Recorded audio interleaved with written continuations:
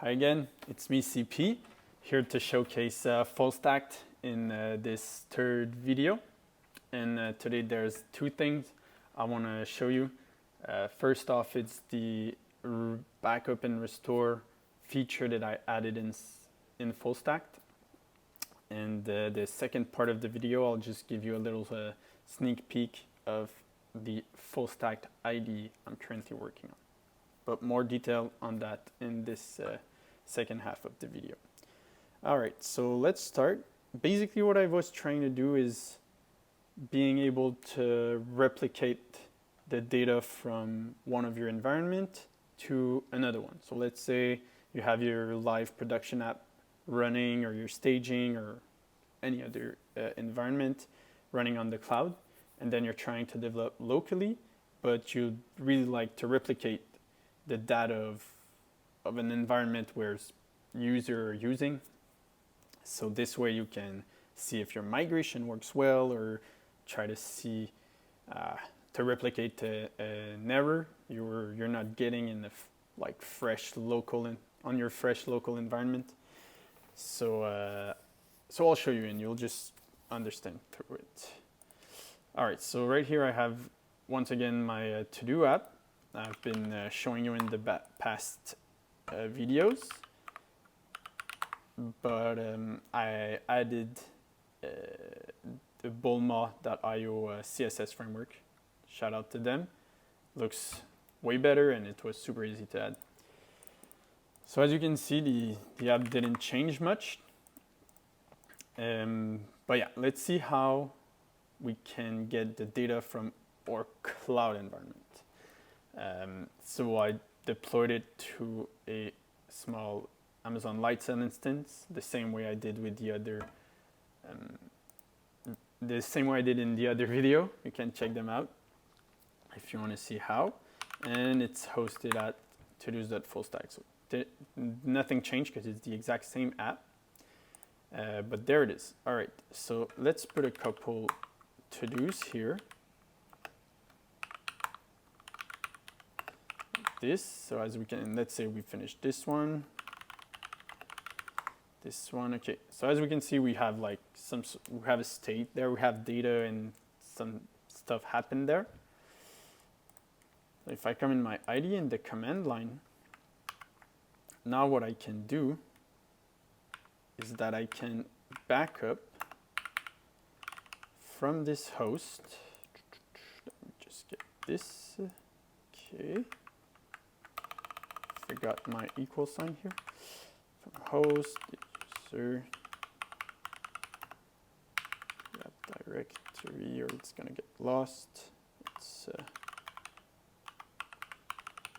and then the key.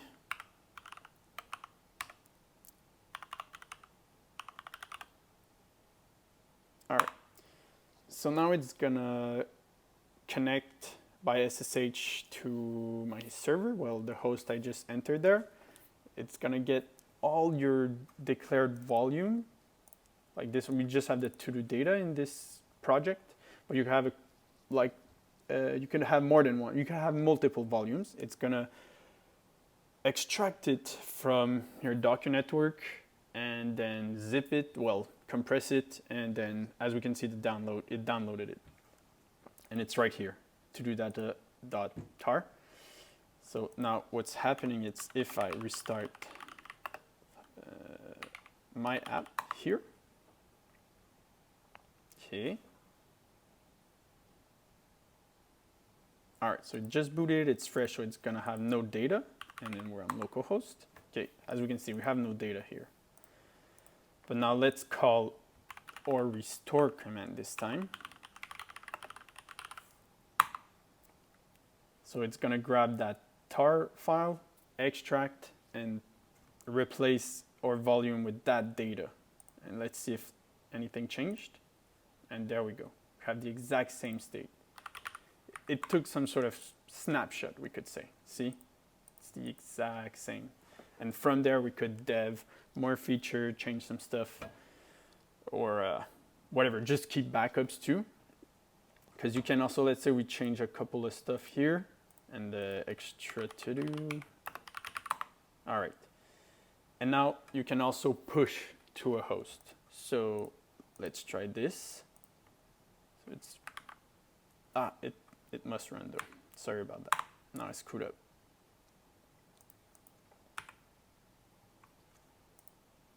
Okay, I'm gonna restore here. Let's do that again. Okay, so let's move the data again. Extra to do, okay. Then let's check this one, okay.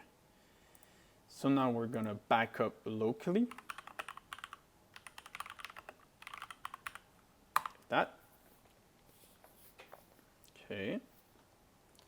And then we're gonna restore our remote host. Once again, we have to enter all this information. Host, our user is,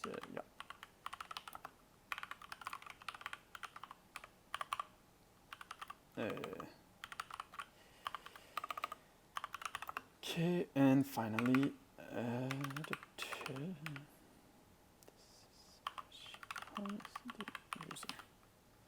all right, so let's send this.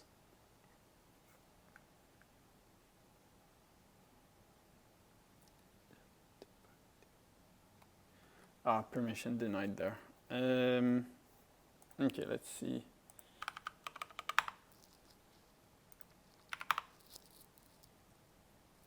There we go. So now we got it. So I just needed to change the mod on that. Maybe I'll fix this in FullStacked so it doesn't happen again. Yeah, that's not big of an issue. So we're currently uploading our zipped volumes data. And as soon as it's finished, it's gonna do the same process it did locally, but on our remote host. So now let's refresh this, and there we go. We just moved our state from our local host to our remote host. So what could be nice, like normally you shouldn't do that in your with your live environment, your live production environment. But let's say you're trying to run some tests or have do a dry run, let's say. Well, you could easily back up from your live and restore to another server, to another remote host, and then run whatever thing you want to do there. Or anyway, you see where I'm going. Use your creativity if you want. And so yeah, that's the latest feature. I really like it. I use it like multiple times in a day because it allows to do backups, and it allows to try stuff in the same environment as your live one. That's pretty much it. All right, so now we're at the second part of this video. So what I want to show you today is the FullStacked IDE. So it's currently running in local.